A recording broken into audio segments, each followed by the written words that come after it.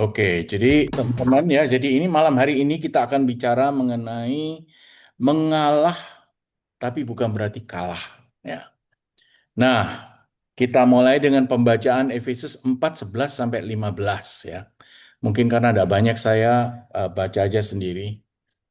Dan ialah yang memberikan baik rasul-rasul maupun nabi-nabi, baik pemberita-pemberita Injil maupun gembala-gembala dan pengajar-pengajar untuk melengkapi orang-orang kudus bagi pekerjaan pelayanan, bagi pembangunan tubuh Kristus, sampai kita semua telah mencapai kesatuan iman dan pengetahuan yang benar tentang anak Allah, di mana di situ ada kedewasaan penuh dan tingkat pertumbuhan yang sesuai dengan kepenuhan Kristus.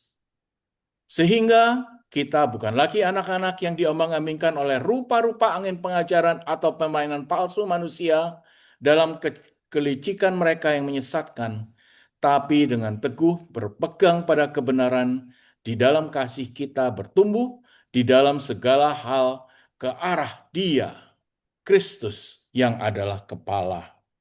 Ya, jadi Efesus 4:11 sampai 15 ini artinya adalah sebetulnya Tuhan menghendaki kita menjadi anak Allah dengan kedewasaan penuh. Saya sudah buat di sebelah kanan ini ya, warnanya merah, kedewasaan penuh.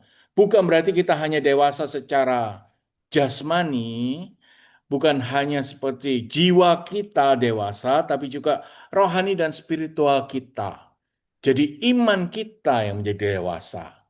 Nah, tapi ini bukan diukur, oh saya setiap minggu ke gereja atau setiap minggu 2-3 kali ke gereja, berarti saya sudah dewasa penuh. Bukan itu ukurannya.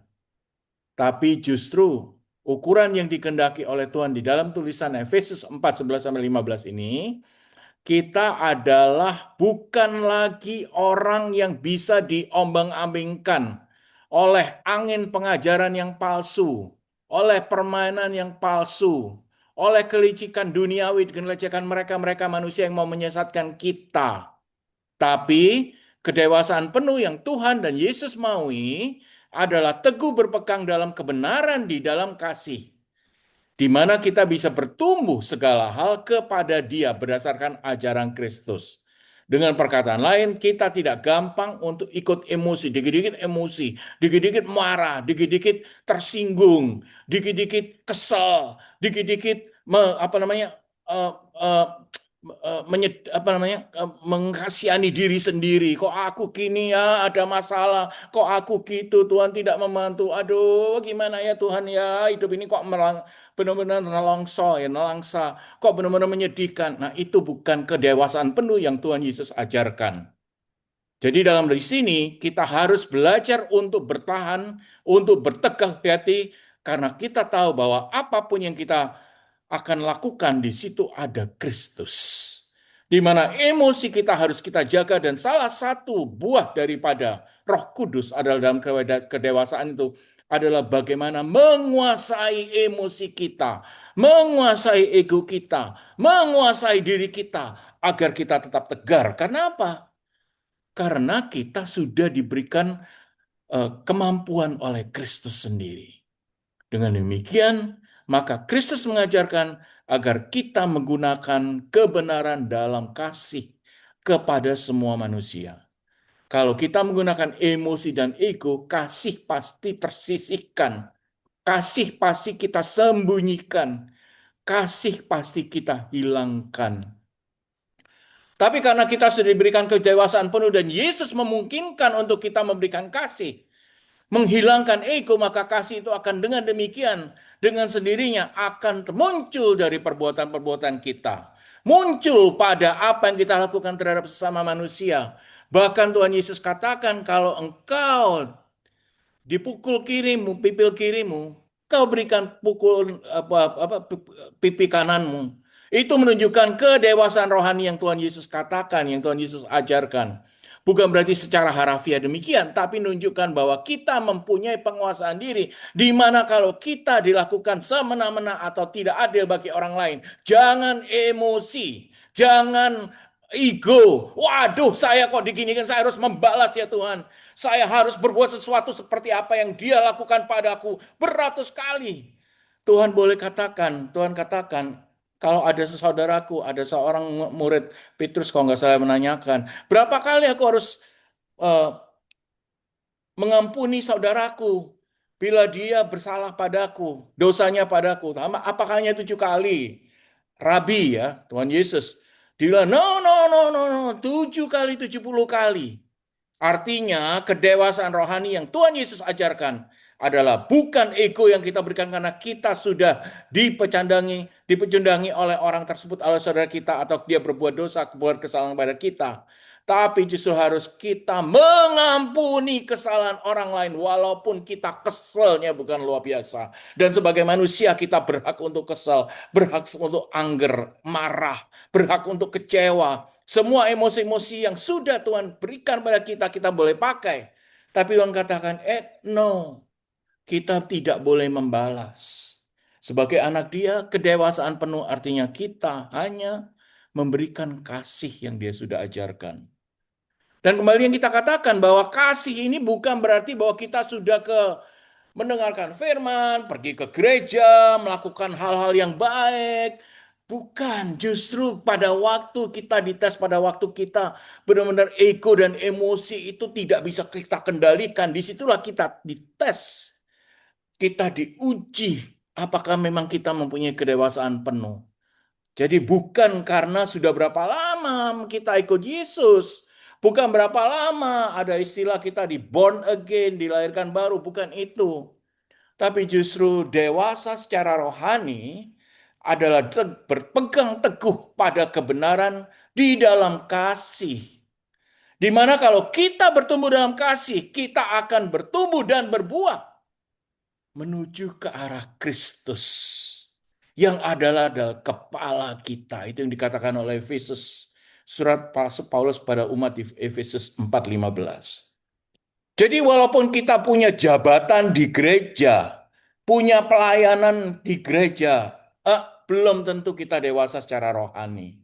Karena kalau kita bisa memegang emosi kita, bisa mengendalikan emosi kita, mengendalikan ego kita, disitulah Tuhan Yesus katakan, kamu sudah punya kedewasaan rohani. Jadi kita yang hilang buah-buah Roh Kudus harus datang. Jangan kembali buah-buah yang jahat datang, tersinggunglah, iri hatilah, mau menang sendirilah, mau membalaslah, dendamlah, dan lain-lain. Itu bukan kedewasaan rohani. Nah, salah satu topik yang kita bicarakan malam hari ini adalah seringnya kita mesti mengalah kepada orang lain. Bukan berarti kita harus menjadi selalu paling tinggi, paling jago, paling terhormat, paling apapun, tapi justru kita harus mengalah. Tapi dalam hal ini kalau kita mempunyai kedewasaan rohani, mengalah bukan berarti kita kalah. Kalau kalah artinya apa? Kalau kalah, saya merasa kalah, berarti ego kita tidak mampu, saya tersinggung karena saya tidak mampu mempertahankan hak saya. Tapi kalau mengalah adalah kedewasaan rohani, kedewasaan iman, di mana kita bisa mampu mempertahankan, tapi saya memilih untuk saya kalah kali ini. Walaupun saya tahu saya bisa menang, tapi biarkan Tuhan bekerja, biarkan kasih Tuhan bekerja, memberikan aku kekuatan supaya aku juga bisa menunjukkan bahwa aku anak Tuhan. Aku ngalah sama orang lain. Secara sadar memilih untuk kalah. Dan di mengalah di sini adalah bukan kelemahan kita. Mengalah di sini adalah kedewasaan kita. Kita tidak lagi diperintah oleh ego kita. Tapi kalau kita mengalah, kita diperintah oleh kasih Kristus. Kita akan melepaskan hal yang menjadi hak kita dengan mengalah. Tapi disitulah Kristus bekerja dan dia memberikan semua kasihnya kepada kita. Dan selama kita bisa menguasai diri kita lewat Roh Kudus yang datang, yang diberikan oleh Tuhan, maka kebiasaan untuk mengalah itu berarti kedewasaan yang sudah diberikan Kristus menjadi terlaksana.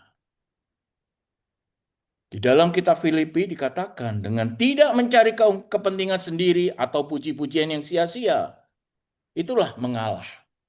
Tidak cari keuntungan kepentingan sendiri dengan pujian. Sebaliknya, hendaklah dengan rendah hati yang seorang menganggap yang lain lebih utama daripada diri kita sendiri. Disitulah dikatakan di dalam firman Filipi 2:3 bahwa kita harus dengan rendah hati menerima bahwa orang lain lebih utama daripada diri saya sendiri. Pada saat itu di mana kita mengalah dan kita merasakan keimanan kita begitu besar karena tunas-tunas yang Tuhan sudah tanamkan di dalam diri kita, di dalam ego kita lewat Roh Kudus yang datang, kita sudah bisa kuasai itu semua. Dan tunas itu berdiri sendiri karena disiangi oleh firman, disiangi oleh kasih Tuhan, disiangi dan ditumbuhkan oleh semua yang Tuhan berikan dalam kehidupan kita. Dan disitulah kita akan menjadi dewasa. Jadi mengalah belum tentu kalah. Tapi kalau kita hanya megang ego kita, saat itu mungkin kita kelihatan seolah-olah menang. Tapi kita bisa tetap kalah. Kenapa? Karena yang berjalan bukan kasih Tuhan, tapi ego saya yang mau menang terus. Ego saya yang memastikan bahwa saya lebih unggul dari orang lain. Tuhan berkata, that's not my purpose. That's not what I said. I said, kamu harus menunjukkan kasih seperti juga aku sudah memberikan kasihku kepadamu. Dengan demikian mengalah itu berarti menurunkan ego. Menurunkan ego mempunyai dampak yang besar sekali. Karena apa? Karena kebanyakan konflik itu bukan karena orang lain menyalahin kita, tapi karena ego kita sendiri. Banyak konflik dimulai dengan masalah besar. Dimulai dengan masalah ego. Bukan oleh masalah-masalah besar. Why? Karena kita memikirkan kita ini orang yang paling penting di dunia. Orang lain, I don't care about them, about he or she, I don't care, saya tidak peduli. Yang paling saya pentingkan adalah diri sendiri. Saya yang lebih berhak, saya yang lebih tinggi, saya yang lebih pantas, saya yang paling benar. Jadi orang lain harus ngikutin saya. Disitulah ego yang akan mengikis kasih Allah yang sudah ditanamkan dalam diri kita. Dengan demikian, maka keangkuhan hanya menimbulkan pertengkaran karena saya angkuh. Karena ego saya harus saya tetap tinggikan. That's how important I am. Begitu pentingnya saya sehingga saya harus tetap meninggikan ego saya. Keangkuhan-keangkuhan itu adalah lawan dari kasih. Karena kalau kita mendengarkan kasih Tuhan dan kita merasakan betapa besarnya kasih Tuhan yang sudah Tuhan berikan kepada kita. That's the greatest love of all that the Lord has bestowed upon us. Yang sudah Tuhan berikan pada kita. Disitulah maka kita mendapatkan hikmat yang berasal dari Tuhan sendiri. Yang diberikan dan Dia ajarkan kepada kita. Dan disitulah kalau kita sudah merasakan kasih dan kita tidak meninggalkan dan tidak menggunakan ego yang Tuhan berikan. Karena Tuhan juga akan membiarkan kalau kita menggunakan ego. Tapi Dia akan kecewa. Karena disitulah masalah-masalah konflik bisa terjadi. Maka menjadi dewasa secara iman, secara spiritual, berdasarkan kasih yang Tuhan sendiri ajarkan dan Tuhan sendiri mau kita gunakan. Disitulah yang akan menurunkan zat-zat dan akar-akar masalah. Akar dan masalah konflik karena ego kita sendiri. Sehingga menjadi dewasa berarti berani untuk menjadi orang yang menurunkan ego, yaitu suhu konflik. Jadi dengan demikian ya kita mulai mengalah, kita minta maaf dulu, kita mendekat duluan, kita membawakan damai, kita membawakan suatu sukacita bagi orang lain. Mungkin dia masih tersinggung pada kita dan saya juga tersinggung. Tapi karena kita membuka diri kita, maka semua tensi-tensi itu akan turun. Konflik-konflik itu akan turun. Kalau konflik sudah turun, maka saya akan menjadi lebih bahagia. Why? Karena beban saya yang tadinya ditinggikan oleh ego saya sudah menurun, dan beban itu yang tadinya berasa 50 kilogram di bahu saya, bahu kiri dan kanan, sekarang paling cuma tinggal 5 gram. I'm so relieved. Artinya saya itu benar-benar menghilangkan beban ego yang saya tanggung karena keangkuhan saya. Bisa saya hilangkan.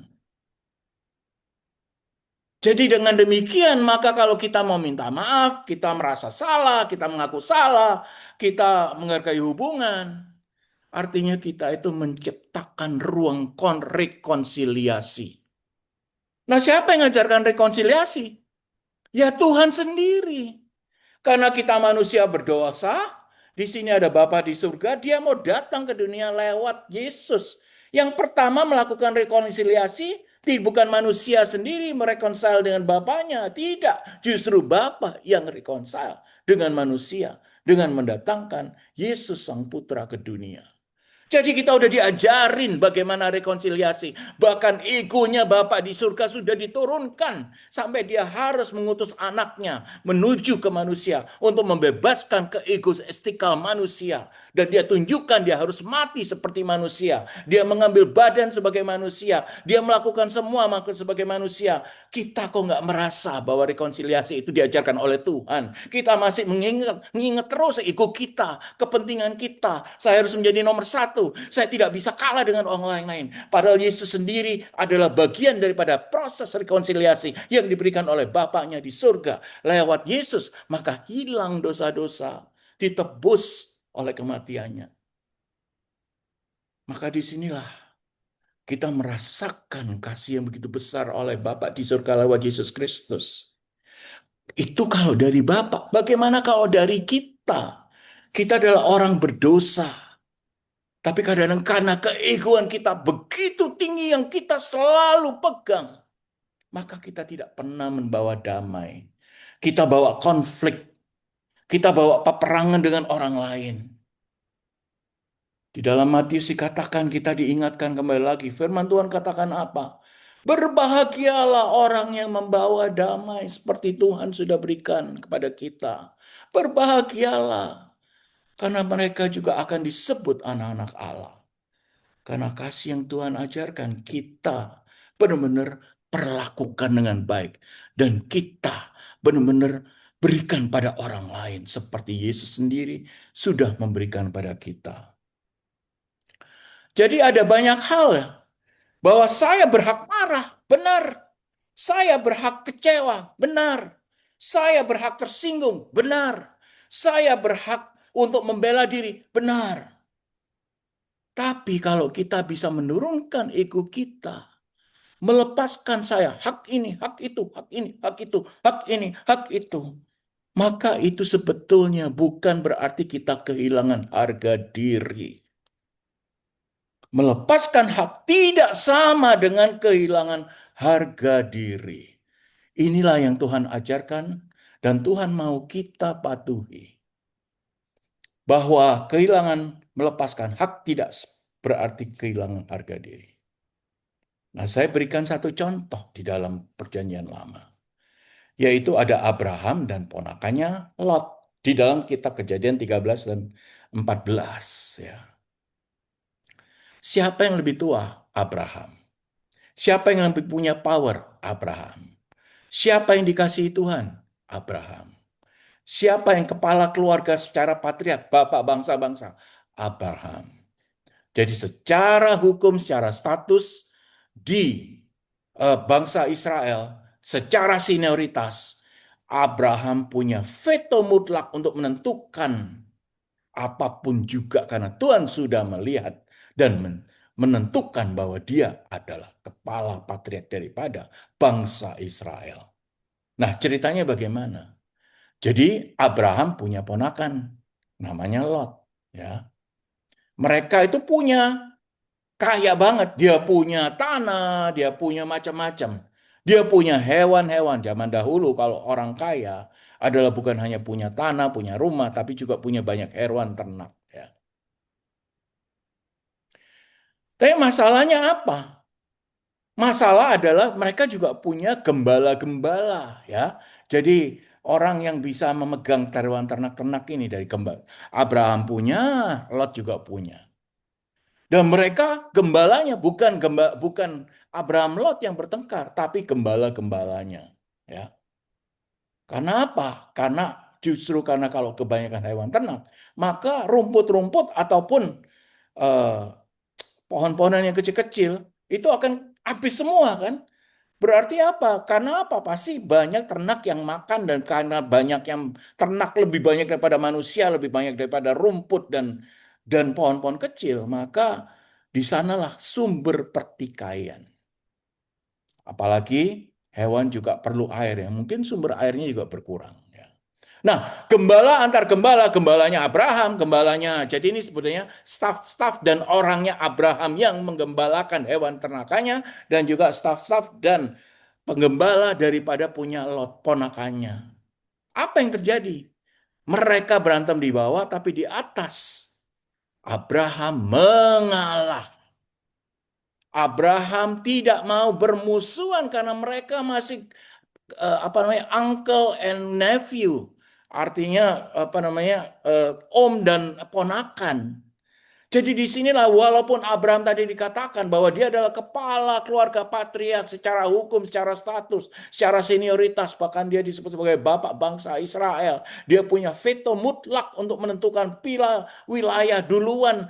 Anak-anak saya dan hewan-hewan ternak saya ini mesti makan di daerah mana. Dia yang lebih senior, dia boleh menentukan. Lot, kamu hanya boleh misalnya 1 hektar saja. Saya bisa 10 hektar karena saya lebih tua. Abraham tidak demikian. Lot, walaupun junior, dia tetap hormati. Dia ambil keputusan yang benar-benar sangat apa namanya sangat apa namanya disetujui oleh Tuhan, yaitu dia melepaskan hak istimewanya untuk menjaga kedamaian. Jadi dia tidak mau, dia mengalah. Jadi dia bilang kepada Lot, oke, nggak apa-apa. Anak-anakku, gembalaku, hewan ternakku bisa kalah, bisa mengalah. Kalian cari dulu tempat yang mana kalian mau mendapatkan makanan untuk ternak, mendapatkan rumput, mendapatkan semak-semak, apapun juga ya. Jadi kalau dikatakan bahwa kalau Lot ke kiri, Abraham ke kanan. Kalau Lot ke kanan, Abraham ke kiri. Nah, inilah di sini kita menunjukkan bahwa tokoh Abraham ini adalah tokoh yang sangat benar-benar setia pada kehendak Tuhan. Dia tidak mau menunjukkan egonya. Dia tidak membunjukkan haknya. Dia tidak mau menunjukkan kepunyaannya. It's me, karena saya yang paling tua. Kamu mesti mengalah. Tidak demikian, justru dia mengambil kesempatan untuk mengalah. Bahkan Lot sendiri dibiarkan untuk ngambil lembah Yordan yang paling subur, yang banyak airnya, banyak rumputnya, banyak makanan hewan peliharaan. Abraham tetap mengalah. Abraham biarkan Lot dan semua orang-orangnya dan hewan ternaknya ambil yang paling baik. Bukan karena dia tidak punya harga diri, tapi karena dia tahu dengan dia mengalah, dia menjalankan apa yang Tuhan mau dia lakukan. Sehingga hak yang Abraham punya dia lepaskan demi kasih Tuhan. Dan itu bukan berarti dia kehilangan harga diri. Jadi teman-teman, kejadian 13-14 antara Abraham dan Lot menunjukkan bahwa melepaskan hak tidak sama dengan hilangnya harga diri. Di dalam 1 Korintus 6:7 dikatakan, adanya saja perkara di antara kamu yang seorang terhadap yang lain telah merupakan kekalahan bagi kamu. Mengapa? Mengapa kamu tidak lebih suka menderita ketidakadilan? Mengapa kamu tidak lebih suka dirugikan? Artinya apa? Bahwa orang yang benar berkenan di dalam Tuhan, dia merasakan keamanan di dalam Tuhan. Tidak selalu menunjukkan bahwa kita di bawah Tuhan harus nomor satu. Boleh kita beli nomor satu dalam banyak hal, tapi dalam kebanyakan hal kita bisa mengalah. Karena melepaskan hak untuk menang tidak sama dengan kehilangan harga diri. Karena kalau kadang-kadang kita kehilangan sedikit pun, tapi dalam cerita Ayub, Tuhan memberikan lebih banyak lagi daripada Ayub yang sudah kehilangan. Lebih banyak lagi, bahkan diberikan harta, diberikan umur panjang, walaupun dia dengan menderita penyakit kulit, kehilangan hartanya dan lain, tapi Tuhan berikan lebih banyak. Jadi teman-teman, kalau kita melepaskan hak kita, kita mengalah, Tuhan akan memberi lebih banyak. Tuhan akan memberikan kita sesuatu yang jauh lebih besar kepada kita. Bahkan jauh lebih besar yang tidak bisa, seringnya tidak bisa kita counting, tidak bisa kita nilai dengan nomor saja. Tapi yang penting, kalau kita bisa mengalah dan melepaskan hak, kita bisa membebaskan diri dari jerat egois kita. Jerat ego yang terlalu besar punya kita. Yang pastinya kalau kita keep it up, kalau kita pelihara, kita sendiri akan tersandung satu hari di dalam kehidupan kita. Karena ego kita adalah sebetulnya kelihatannya pride. Kelihatannya sangat membanggakan, tapi itu lambat laun akan menjadi beban di dalam hidup kita. Kalau kita punya beban ego, kita tidak akan mendapatkan kedamaian batin. Dan apa artinya? Hidup kita tidak akan menjadi lepas. Hidup kita tidak akan menjadi damai. Hidup kita tidak menjadi bebas, apalagi sejahtera. Nah itulah, kita udah diajarkan oleh firman bahwa kita harus bisa mengalah. Kita harus bisa mengalahkan hak, menghilangkan hak atau melepaskan hak kita. Supaya kita bisa mendapatkan kedamaian dan kesejahteraan yang Tuhan berikan.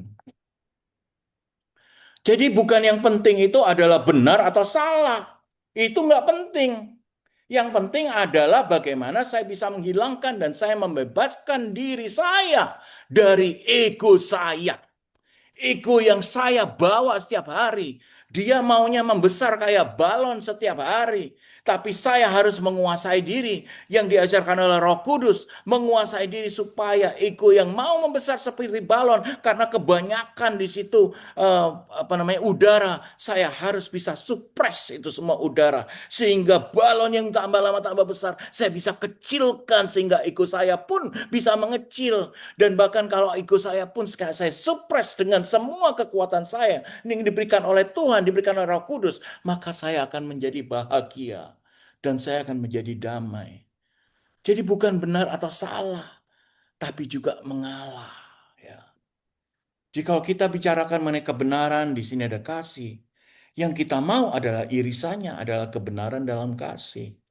Karena apa? Karena kebenaran dalam kasih. Itulah kedewasaan rohani. Di dalam 1 Korintus kita diingatkan lagi, we should not kita tidak harus bersuka cita. We should not celebrate. We should not take into joyful karena ketidakadilan, because of unjustly, because of semua yang tidak adil, tapi justru kebenaran. Disitulah yang kita membuatkan sukacita. Hanya kebenaran dari Tuhan yang memberikan sukacita. Karena itu adalah desain dari kita sebagai anak-anak Tuhan. Bahwa kalau kita tidak mempunyai kebenaran dalam hati dan kebenaran berasal dari Roh Kudus, kebenaran yang berasal dari Tuhan sendiri ajarkan kepada kita tidak akan mendapatkan sukacita di dalam diri kita. Kalau kita tidak mendapatkan sukacita dalam diri kita, apa yang terjadi? Setiap hari kita sedih, setiap hari kita kecewa, setiap hari kita mau membalas orang lain, setiap hari kita mau dendam, setiap hari kita tidak merasakan kebahagiaan, selalu menggerutu, selalu minta yang lebih banyak, selalu merasa kekurangan, selalu merasa dipenjudangin, selalu merasa bahwa orang lain tidak melakukan hal yang adil bagi kita, dan itu adalah beban-beban yang kita bawa di dalam diri kita yang seharusnya kita bisa suppress lewat analogi balon tersebut. Ya, jadi disitulah teman-teman, Jangan sampai kita menggunakan ego kita untuk membalas orang lain. Jangan sampai itu. Karena apa? Kalau kita mulai membalas orang lain, artinya ego kita mulai, balon tadi mulai naik lagi. Ya. Jadi kita justru kalau kita lihat, kalau ego kita tinggi, wah ada orang yang gagal, kita tepuk tangan, rasain lu. Lu udah bersalah sama gua, rasain lu. Tuhan Yesus katakan, you should pray even for your enemies. You should say grace even for somebody who has done a lot of bad things to you. Berdoalah bagi mereka, musuh-musuh kita.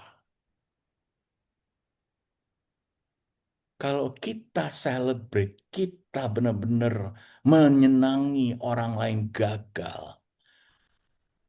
Karena itu menyakitkan bagi orang itu dan kita bertepuk tangan.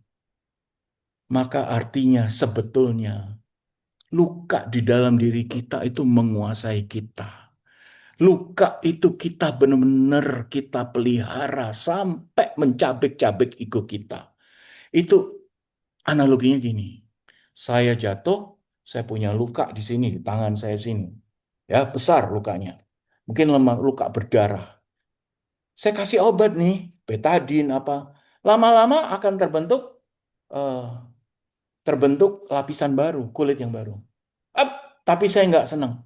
Kok jelek lapisannya? Saya gerawakin gatel, saya goresin terus, saya garuk-garuk terus sampai akhirnya luka terus. Lama-lama luka yang tadinya sudah nutup sekarang tambah gede lukanya. Bahkan bisa infeksi. Dia nutup lagi. Kita garukin lagi. Nah ini, kalau kita mentertawakan orang lain, kita mencelakakan musuh kita, ini sama dengan kita garuk-garuk pada luka yang tadinya sudah mulai menutup, sudah mulai menjadi baik, menjadi luka kembali dan bahkan even bisa infeksi. Karena kita tidak untuk menggaruk-garuk dan menorehkan kuku kita atau tangan kita supaya luka itu tetap terbungkus dengan baik karena kita udah kasih obat, kita kasih betadin. Sama dengan demikian. Kalau orang lain, kalau kita sakit hati, kita orang lain yang menyakiti hati kita, syukur lu, gua sumpahin lu sih nyalain ke gua, lu sih mencelakakan gua. Itu namanya luka yang tadinya sudah mau tertutup, tapi kita garuk-garuk terus dan akhirnya itu luka itu akan infeksi dan karena infeksi bisa-bisa tangan kita diputus. Sama dengan beban kita. Kalau kita tidak mau tangan kita diputus, berarti ego kita harus bisa suppress. Kita minta tolong ya Bapak di surga, tolonglah saya bisa menguasai diri saya Tuhan. Seperti yang kau ajarkan Tuhan Yesus. Bahwa saya harus bisa menjadi seperti Engkau. Menghilangkan keegoanku, menghilangkan kemauanku. Membuat aku tidak berdaya dan aku bukan hanya aku saja yang terpenting. Tapi Engkau ingatkan pada diriku bahwa aku harus juga mendoakan semua orang yang aku tidak sukai. Disitulah Engkau berkenan bahwa kehidupanku akan membawa kesejahteraan. Disitulah aku akan menjadi lebih sejahtera karena Engkau datang padaku. Dan disitulah pendewasaan rohani terjadi. Ya. Jadi jangan bersuka cita kalau orang yang kita tidak sukai, musuh-musuh kita itu jatuh. Ya. Karena apa? Karena kalau kita senang demikian, maka kita masih punya luka batin yang belum kita selesaikan. Dan kalau kita belum selesaikan, ya kita tidak akan sembuh. Kita minta kadang-kadang Tuhan yang tidak akan berikan kita apa yang kita mau. Kita doa terus 24 jam doa kepada Tuhan. Tapi Tuhan bertanya, berapa lu sudah ngilangin ego lu? Eh, berapa lu sudah memaafkan musuhmu? Eh, berapa engkau sudah mengalami penderitaan dan engkau menjadi dewasa karena aku sudah tempa dirimu. Oh, saya belum Tuhan. Nah, makanya kalau kamu nggak lulus itu aja kok kamu minta yang lain yang lebih gede. Padahal aku cuma coba ya, aku cuma coba melihat seberapa kuat sih kamu mengalami masalah-masalah itu. Seberapa kuat kamu bisa tidak menggunakan egomu untuk mengalahkan semua masalah yang ada. Dan disitulah maka orang itu berasa bahwa kalau kita mempunyai sukacita, kita mempunyai kegembiraan yang berasal dari Tuhan, maka ego kita tidak akan kita biarkan, seperti juga luka kita tidak kita biarkan untuk menganga terus. Sehingga apa yang kita lakukan untuk supaya ego kita turun, ya tindakan kita untuk mengampuni, tindakan kita untuk mengasihi, tindakan kita untuk melupakan apa yang orang lain sudah lakukan pada kita. Dan disitulah pengampunan akan terjadi karena tindakan kita yang baik, tindakan kita yang mencontoh Tuhan Yesus. Yesus tidak pernah mendamprat murid-muridnya dalam arti, oh kamu udah bersalah padaku, aku akan ingat-ingat ya. Yesus tidak pernah lakukan.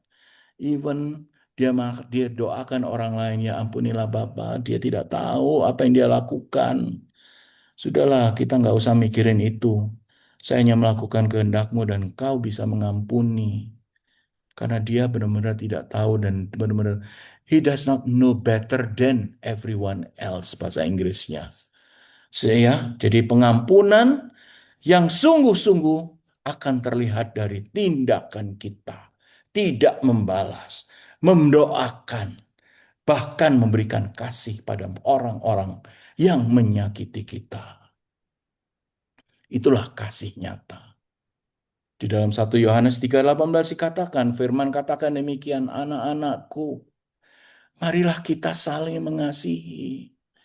Bukan dengan perkataan atau dengan lidah, tapi dengan perbuatan dan dalam kebenaran. Kalau kita lakukan itu berarti pengampunan yang Tuhan sudah ajarkan. Dan kita lakukan dan itu bisa menjadi kasih nyata. Dan itu akan menjadi evidence, bukti nyata. Bahwa kita sudah benar-benar mengikuti Tuhan. Dan dalam cerita Kejadian 14, di situ itu ada masalah Abraham dengan Lot sampai Abraham pernah tersinggung. Tapi Abraham tidak hanya bilang saya sudah memaafkan Lot. Bukan hanya gitu. Tapi justru ketika Lot ditawan oleh ditawan oleh musuhnya, siapa yang membebaskan? Abraham. Nah, disinilah kita diberi contoh bahwa Abraham itu tidak menertawakan even ponakannya yang sudah ditawan, yang sudah mengecokkan dia dan lain-lain. Tapi dia malah membantu. Dan kasihnya itu berupa tindakan dia benar-benar bukan hanya membela tapi menolong si Lot yang sudah ditawan oleh musuhnya. Disitulah kasih nyata. Disitulah tindakan yang akhirnya menunjukkan bahwa Abraham itu mempunyai pengampunan, mempunyai kasih, mempunyai suatu kedekatan diri lewat Tuhan, lewat Roh Kudus kepada Lot walaupun Lotnya sendiri sudah kurang ajar sama dia. Jadi ukuran pengampunan yang mendalam adalah ketika kita masih mampu menginginkan keselamatan dan kebaikan. Even buat orang yang pernah mengecewakan kita. Even buat orang yang pernah menjatuhkan kita. Kasih nyata yang nyata, benar-benar nyata, senyata-nyatanya. Yang kita bisa tunjukkan karena kasih Allah sendiri sudah bekerja di dalam diri kita. Dan kalau sudah kita mengasihi, kita mengampuni, kita mendoakan, kita membuat suatu hal yang baik buat orang lain. Jangan sekali-sekali kita hitung-hitungan. Contoh, tadi murid Yesus katakan, berapa kali aku harus mengampuni saudaraku yang telah berdosa, yang telah mengecewakan aku, yang telah menjatuhkan aku. Apa hanya 7 kali, Tuhan? No. 7 kali 70 kali. Artinya bukan 490 kali. Tapi yang penting adalah janganlah kau hitung berapa kali kau mengampuni orang yang bersalah kepadamu. Disitulah kasih yang sudah Tuhan ajarkan. Bukan berarti kita berserti menggunakan kalkulator untuk hitung-hitungan terus-menerus. Aku sudah ngampunin dia loh ya. Dia bersalah padaku, aku sudah ampuni. Aku sudah doakan udah 2 kali Tuhan, aku ngampuni. Aku sudah doakan, aku kasih dia makan Tuhan sudah 3 kali. Bahkan setiap minggu saya traktir Tuhan sampai dia tidak pernah lapar. Kok masih saya itu dibecandai? Kok masih saya dihina? Saya masih bukan. Tuhan katakan, kasih yang kau berikan seperti yang aku berikan kepadamu. Tidak menggunakan kalkulator seperti aku juga tidak pernah hitung-hitungan. Berapa kali aku menolong kamu. Berapa kali aku memberikan kasihku kepadamu. Berapa kali aku sudah membuat kamu sebagai anakku. Dia tidak pernah menghitung. Demikian juga kasih yang kita berikan. Jangan sampai dihitung ya teman-teman ya. Apalagi pakai kalkulator. Kasih Kristiani adalah berbasis kebijaksanaan yang Tuhan sendiri tempelkan di dalam hati nurani kita. Yang Tuhan sendiri tidak pernah menghitung berapa kali dia berikan kasihnya pada kita. Yang Tuhan sendiri selalu berkenan untuk setiap saat tanpa mengetahui berapa kali dia sudah berikan hal-hal yang baik dalam kehidupan kita. Berarti apa? Tidak ada hitung piutang utang. Berarti hukum accounting dikasih Tuhan tidak jalan. Tidak harus jalan. Berarti apa? Kasih yang nyata adalah tak terhingga. Asimptomatik. Asimptotik yang artinya tidak tidak terhingga. Sigma ya kalau di dalam matematika. Disitulah betapa besarnya kasih yang dia berikan. Dia tidak pernah hitung-hitungan. Dia hanya mau kita menerima tanpa kita juga menghitung berapa kali kita menerima kasih dari dia. Karena dia tidak pernah memberikan kasihnya dan hitung-hitungan. Saya sudah memberikan kamu 20 kali pengampunan loh ya. Saya sudah kasih kamu, kamu minta rumah, aku kasih rumah yang lebih besar loh ya. Tidak. Di dalam Korintus kita diingatkan ya, dia tidak melakukan yang tidak sopan dan tidak mencari keuntungan diri sendiri, kita sendiri. Jangan berbuat tidak sopan. Jangan berbuat mencari keuntungan. Dan kita tidak harus menjadi pemarah dan tidak pernah menyalahkan dan menyimpan kesalahan orang lain. Ini paling penting sekali. Seringnya kita itu mengingat ya, kan ada di dalam Tuhan ajaran firman Tuhan sendiri juga katakan, kamu ya, kamu lihat selumbar di mata orang lain yang jauh banget kelihatan gitu. Salahnya dia walaupun selumbar itu kan sebiji merica, kecil banget. Tapi balok yang gede di atas matamu, kamu nggak kelihatan tuh seolah-olah tidak ada dan kamu selalu ignore. That's human being. Tapi Tuhan tidak mau kita melakukan itu. Kalau dia pas gede ya, balok ya oke lah. Jauh ya kelihatan karena jauh. Tapi balok yang di atas mata kita malah kita nggak pedulikan. Tapi kalau selumbar yang kecil banget, sebiji mustard seed di mata orang lain yang jauh kelihatan banget. Berarti apa? Kita ngeceng bahasa Indonesianya. Kita menyimpan kesalahan orang lain, dicengin. Itu Tuhan tidak mau. Tuhan katakan jangan lakukan itu. Ya. Jangan lakukan itu ya. Berarti bahwa mengampuni orang lain ada artinya memberikan kasih. Mengampuni orang lain artinya memberikan kasih yang Tuhan berikan pada kita. Sehingga kita sendiri akan merasakan bahwa kasih itu nyata di dalam diri kita. Itulah artinya bahwa kasih justru membutuhkan hal-hal yang di luar batas yang kita bisa pedulikan. Karena apa? Karena Tuhan sudah memberikan pada kita. Ya. Oke. Tindakan berikutnya dari pengampunan adalah mampu mendoakan orang yang menyakiti kita. Tetapi aku katakan padamu, kasihlah musuhmu dan berdoalah mereka yang telah menganiaya kamu. Ya.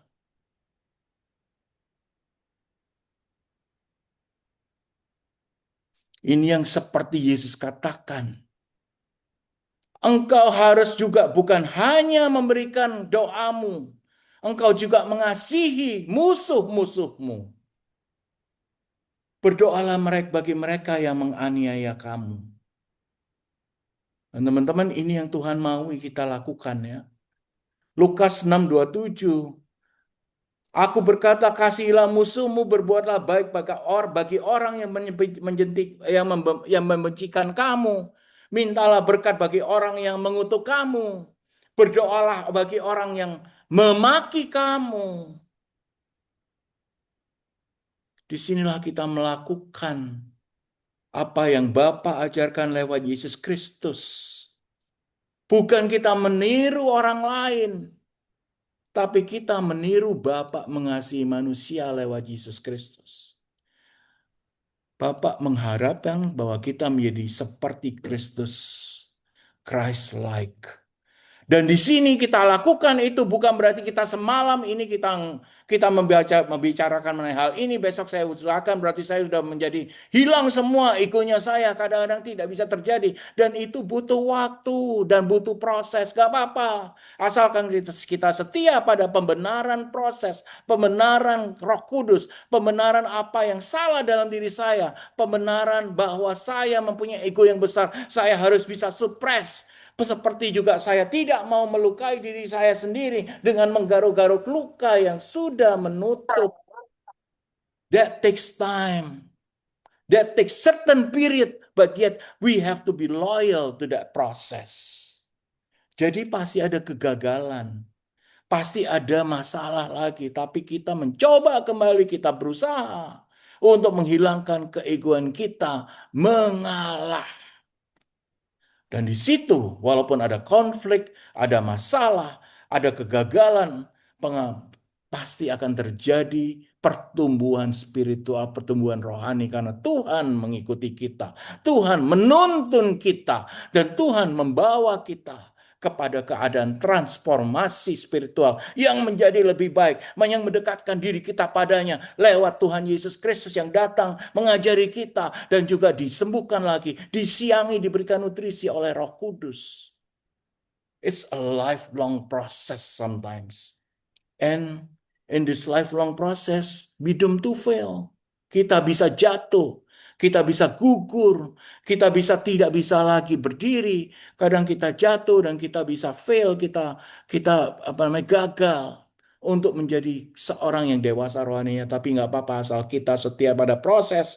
Satu hari proses itu akan membawa kita pada kedewasaan karena kesetiaan kita sudah ditajamkan. Dikatakan di dalam kitab Amsal, besi menajamkan besi. Orang menajamkan sesamanya. Orang juga menajamkan dirinya sendiri.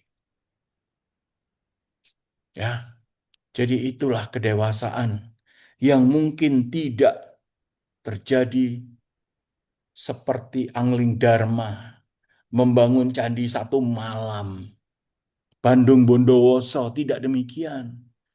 Disinilah waktu Tuhan adalah yang terbaik. Kairos, bukan kronos. Kalau kronos, waktu manusia. Semalam dia bisa bikin candi. Tapi kalau kairos, Tuhan memakai waktunya untuk mendewasakan kita lewat proses yang kadang-kadang membuat kita gagal untuk berdiri, yang kadang-kadang menjatuhkan kita lebih dalam lagi. Tapi karena kesetiaan kita, terus-menerus kita berjuang, akhirnya Tuhan melihat, ya, anakku, I'm very proud of you. Because you are loyal to what you're doing. You are loyal to my commands. Karena kamu setia pada perintahku. Untuk tidak give up. Tidak berserah pada egomu. Engkau tetap berhasil, tetap mengalah. Yang bukan berarti ketidakberdayaan. Tapi mengalah itu adalah kekuatan yang dikendalikan oleh dalam diri kita. Bukan yang ego, yang negatif. Tapi yang kasih. Di dalam diri kita Tuhan sudah menanamkan kasih. Lewat buah-buah Roh Kudus di kitab Galatia. Inilah yang harus kita besarkan. Bukan luka batin ego itu yang kita harus besarkan. Bukan. Itu adalah negatif side. Kita tumbuhkan yang positif. Yang memang berasal dari Tuhan sendiri. Jadi mengalah bukan berarti kalah, ya. Itu adalah idenya malam hari ini. Tapi yang harus kita kalahkan adalah ego kita sendiri. Mengalah adalah bukan ajakan menjadi lemah, menjadi pasif, menjadi membiarkan orang lain berbuat seenaknya, tapi justru tidak menjadikan ego kita on the negative side yang kita punyai, atau gengsi, atau hak, atau kepunyaan pribadi, atau kebutuhan untuk dimenangkan, kebutuhan untuk dielulukan. Kita supres itu semua. Tapi yang damai sejahtera, buah-buah semua yang Roh Kudus katakan dalam Galatia, kasih, ya, penanggulangan hati, termasuk penguasaan diri, ini yang kita berikan dan kita besarkan. Disitulah Tuhan akan bersuka cita. Dia akan memberikan lagi lebih banyak damai sejahtera yang kita dambakan, karena itu berasal dari dirinya yang tidak bisa dinilai oleh apapun saja. Tidak apapun juga. Tuhan berkati kita semua.